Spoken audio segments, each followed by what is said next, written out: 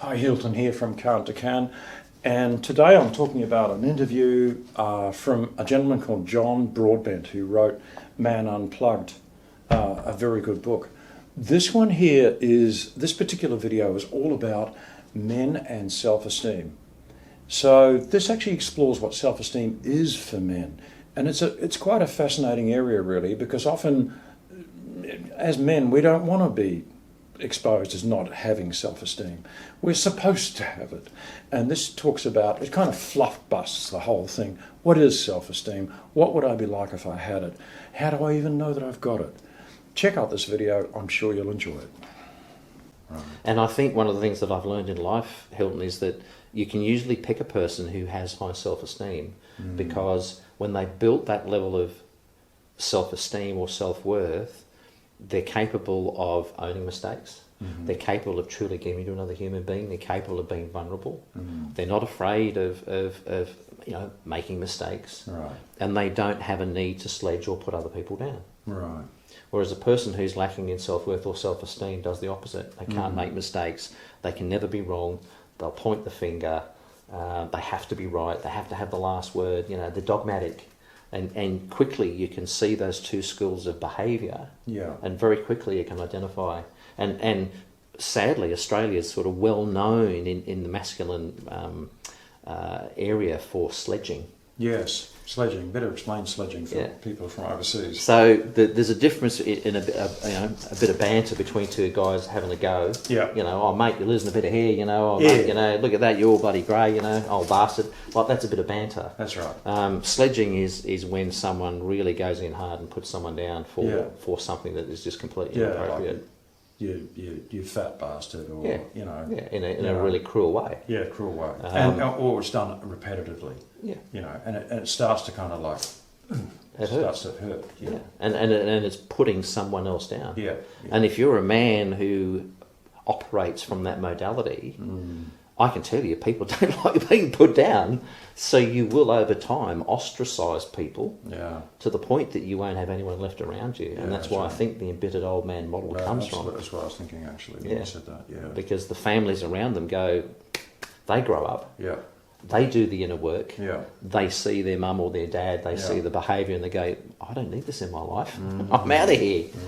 And then the parent can't control them anymore. Yeah. And they don't become the target of their put downs or their sledging or their disapproval or whatever it is. And the kids are out of there because they've now got their life to live without that negativity around them. Negativity. And it's also like it's a constant finding fault. Which can be in the form of sledging, but there's other people that will do that anyway, and they will just find fault with Constantly other people all the criticise. time. Yeah. And I really used to be that guy, and I really, thank God I started to change, and not that I specifically worked on that, but I just know what it's like to be very critical of everyone and everything. And I would always look in organisations, think they could be doing this better, doing that better, blah blah blah. And it was done from the point of view of a kind of improvement, but really not really. It was picking fault with people doesn't make them better. It just tends to make them worse and worse and worse. And it's something you mentioned toxic masculinity, and I know you don't like the term. It's something that we often are grown up with unconsciously, and we do what we didn't really like, but we don't know anything else. And the words that come out to our own children are the words that we didn't like, but we do it anyway. So it's like finding fault with our kids all the time and never praising them is just so damaging, and it just starts to destroy self-esteem. And if I can share a story, probably early 90s when I started this whole process, I remember I was working with one particular guy who was really, really good at what he did, and a great listener, great empathic guide and mentor and teacher.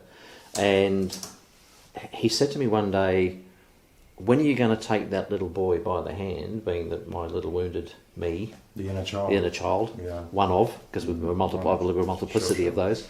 He said, when are you going to take that little boy by the hand and tell him that he's never going to get the love and the acknowledgement from his father that he's been looking for all his life?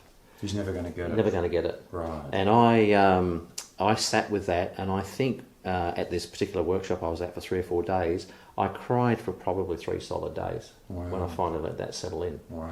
Because I'd been realised how much through my life I'd been looking for that. And what it did for me was, it was quite a profound time, because I realised that whenever I would engage in life, in my work, particularly with older men, I would automatically be seeing them without realising as my dad. Yeah, right. And even though I would do things out of competency and care, they were always tainted with me looking for the pat in the head, Yeah, right. the good on you, well done type stuff, which of course never came. No. So I was just constantly reinforcing this behaviour of looking for strokes. Yeah, yeah. And when I finally went to that depth of 3 days of, despair, and let that part of me have that expression, as I said, it was nearly 3 days worth of constant upheaval and tears and going, oh my God, I'm never going to have that, never going to get it from my dad. Yeah. And my dad was alive at the time. But it was probably 20 years later when an event happened in my life. My father was there and he came up and he gave me a hug. And he whispered in my ear, I'm so proud of you. Oh, wow. Oh, that touches me. Yeah. Yeah. So I'd given it up. Yeah. Never emotional now, but never expecting it to happen. Yeah. And then right. when it did come out of the blue, Yeah. it meant so much more, Of because course. I had no expectation. Yeah, yeah. But it changed my approach then to working with older men, and then not seeing them as someone who was my dad, who was going to fix me Yes. or give me a pat on the back, Yeah, yeah. And you could just work with them as they were. as peers. Yeah, as peers. Yeah. Great. Yeah, thanks, John. So just to clarify and wrap up, I guess, on that, Yeah. how do men fix themselves? I don't think we're broken. I think what happens in midlife is that we're being called to look inwardly and do some deeper work for that second half of life. Give up the compulsive warrior, give up the bigger, greater, faster method of life. Yeah. The warrior It doesn't part mean of to life. say you have to give away all your money, does Not it? at all. We're not talking about going to Not an at all. ashram. No. It's just, what exactly is it? We're talking about turning more inward. Right. Instead of the energy going outward in building and constructing and conquering and competing, Yeah. that energy needs to start coming inward, and we need to start listening to what's really going on at a deeper level and what's seeking resolution. What's seeking resolution? And you mentioned about the values, and you mentioned about The rules. The rules, that the underpin values those and the values. rules. I remember that from the book, actually. What are the values? Are they yours? What are the rules? Are they yours? And can you define your own values and your own rules over which you have some control? Tony Robbins does a great section in, I think it's Unleash the Giant Within. One of his books. I know the book. I haven't read it It's for a an orange long book with a yellow time. cover. Yeah, I it's can't quite remember an the name. old book now. It is 1990s or 2001, somewhere around there, 20 years old. Yeah. But the whole section in there where he completely recalibrates his own values and then the underpinning rules that support those values Yeah. change his life. Right. So that's a way where men can really genuinely fix themselves, to use that term. And as John says, that we're not actually broken. It's just kind of a realigning, actually, I suppose, of saying, okay, I've been trying to do it this way. That hasn't really worked. It hasn't necessarily made me happy. Often it's a bit empty with the life that I've got. Well, it might have worked at the material level. Yeah, at the material level. But it That's hasn't right. worked at the fulfillment level. Yeah, the fulfillment level. And, and it's like a change to find out who I really am as a man now, who I would like to be, and how I'd like to connect with people. Hope you enjoyed that last video, and we want to make a positive difference in the world, and I imagine because you're watching these, you're probably interested in making a difference as well. Please subscribe at the button below the video, and together we can help make a positive difference in the world.